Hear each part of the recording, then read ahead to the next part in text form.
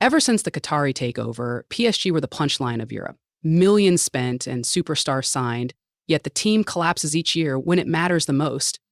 Fast forward to 2025, and PSG are champions of Europe, beating Inter 5-0 in the final. If you woke me up from a coma after the 2017 remontada, I would never believe there could be any redemption after that humiliation. Yet the team needed the same man who made them suffer the most, Luis Enrique. To understand how PSG got to this point, we need to go back in time. In 1970, the year the club was founded. Representing the iconic city of Paris, the club wasn't a sensation. It didn't have a strong fan base like Marseille or Bordeaux. And they didn't even dominate the French football. Before 2012, PSG had won Ligue only twice, once in '86 and then in '94. In fact, in 2007/2008 season, PSG were at the verge of relegation. Yes, they had some notable names at the time, like George Weah, David Ginola, and Ronaldinho. Yes, that Ronaldinho, but they weren't often in the run for the French league, let alone the European competitions. However, everything changed when the Qatari ownership arrived in 2011. Overnight, PSG transformed from a struggling domestic club into the most ambitious project in world football. Money flowed. And with it, stars followed. Zlatan Ibrahimovic, Thiago Silva, Cavani, Di Maria, Neymar, Mbappé. Each signing was a statement: Paris is here to dominate. And they did, at least in France. 11 Ligue 1 titles, countless domestic cups. But on the European stage, collapse after collapse.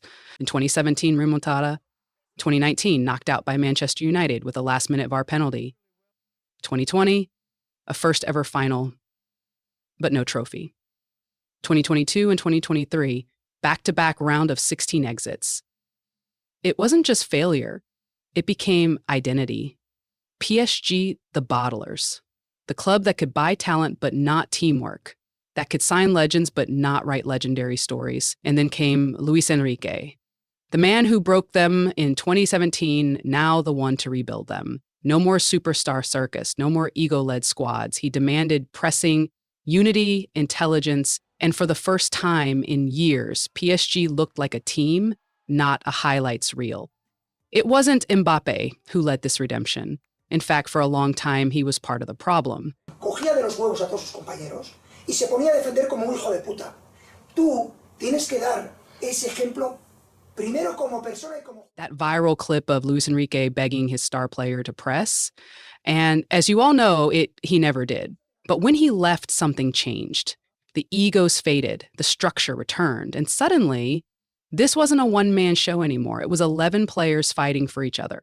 The young guys started running harder. The veterans started leading by example. Luis Enrique finally had a group that listened and believed. By the time the Champions League final came around, this was no longer a fragile, flashy PSG. This was a machine. Nuno Mendes, what a player. I can watch him for hours, gliding up and down that left side like it's his backyard. And Vitinha, he's turned into the heartbeat of this midfield, never stops running, always making the right pass. Donnarumma finally looks like the wall we were promised, commanding that box with confidence. And Barcola, man, every time he gets the ball, I'm on the edge of my seat. Doué, still a teenager, but plays like he's been here for a decade. And, of course, Ousmane Dembélé. From injury-prone to Ballon d'Or contender, I've never seen a PSG team this balanced, this hungry, and this united. It just feels different now.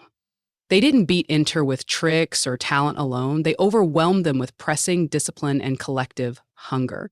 A 5-0 win in a final that erased years of doubt and disappointment. This wasn't just about winning a trophy. It was about finally becoming a team. PSG didn't buy this redemption. They earned it.